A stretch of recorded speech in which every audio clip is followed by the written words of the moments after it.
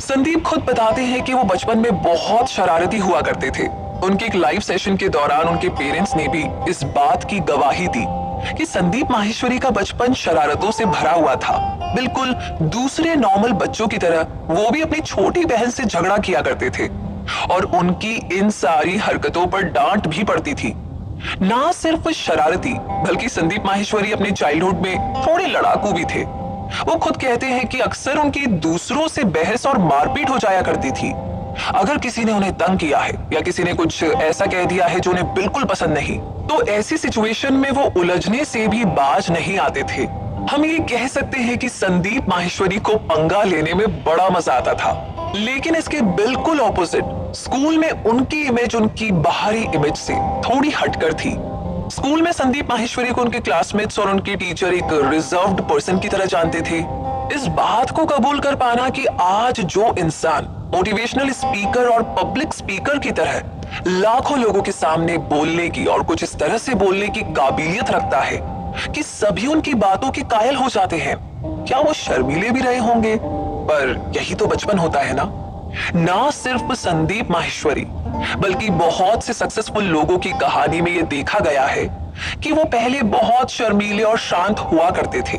तो शायद संदीप के स्कूल का माहौल ही कुछ ऐसा था जिसने उन्हें बिल्कुल शांत बना दिया था।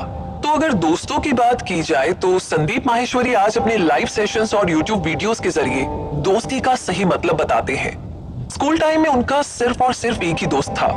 इन दोनों की दोस्ती बहुत गहरी थी, इतनी गहरी कि अगर उनका दोस्त किसी दिन स्कूल नहीं आता था या वो किसी और से बात करने लगता तो संदीप माहेश्वरी को बड़ी इनसिक्योरिटी फील होती थी।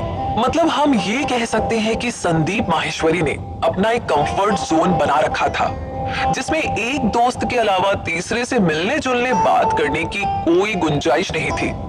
आज जिनकी मोटिवेशनल स्पीचेस पर बहुत सारे लोग डिपेंडेंट रहते हैं, मूड खराब हो तो संदीप की वीडियो देख लीजिए। बार बार कोई सवाल मन में उठ रहा है तो उसका जवाब भी संदीप माहेश्वरी की वीडियोस में आपको मिल ही जाता है। तो संदीप माहेश्वरी अपने सिर्फ उस दोस्त पर बहुत ज्यादा डिपेंडेंट थे। वो बताते हैं कि अगर किसी दिन उनका वो दोस्त स्कूल नहीं आता तो वो स्कूल के पीछे जाकर अकेले लंच करते हैं, क्योंकि ना तो दूसरे ग्रुप के लोग उन्हें अपने साथ शामिल करते और ना ही वो शामिल होना चाहते थे। तो हम उनकी जिस स्कूल लाइफ की बात कर रहे हैं, संदीप की 10th तक की पढ़ाई उसी स्कूल में हुई थी। उनकी स्कूल लाइफ में बहुत अकेलापन था, एक थकान सी थी जिस थकान का बोझ उठाकर बिल्कुल शांति से वो धीरे धीरे आगे बढ़ रहे थे। तो भले ही संदीप माहेश्वरी आज अकेलेपन से बाहर निकलने, अपनी एनर्जी लेवल को लगातार बनाए रखने की बात करते हैं, लेकिन उनका बचपन बहुत शांत था। अब इसका अंदाजा हम कुछ इस तरीके से लगा सकते हैं कि बचपन की उस शांति और एकांत ने शायद उन्हें अपनी जिंदगी की प्लानिंग करने का समय दिया होगा। तभी तो 12th पास करते ही उन्होंने अलग अलग एरियाज में अलग अलग फील्ड में अपना हाथ आजमाना शुरू कर दिया था। अक्सर जब कोई अपने बचपन की और अपने बीते हुए वक्त की कहानी सुनाता है तो हम में से ज्यादातर लोग खुद को हीरो साबित करना चाहते हैं, पर संदीप माहेश्वरी के बारे में जैसा कि हमने पहले भी कहा है, वो खुद का मजाक बनाकर अपने आप पर हंसने से भी परहेज नहीं करते। और ऐसा ही एक किस्सा बताते हुए वो कहते हैं कि झगड़ा करने में तो वो बहुत ही माहिर थे और जब भी बाहर उनके झगड़े होते वो मारते कम और मार ज्यादा खाते थे। दूसरों की पिटाई कम, लेकिन खुद पिटकर ही घर वापस आते थे। लेकिन अकेले होने के बावजूद भी सामने खड़े 4, 5 या 10 लोगों की भीड़ से भी भिड़ने में उन्हें सोचना नहीं पड़ता था। अब अगर सामने 10 की भीड़ में कोई अकेला लड़ेगा तो जाहिर सी बात है हार तो उसी की ही होगी। पर हम ये कह सकते हैं कि उनके बचपन की हार न मानने की इस जिद ने आज उन्हें हमारे सामने एक अलग ही पर्सनैलिटी की तरह लाकर खड़ा किया है।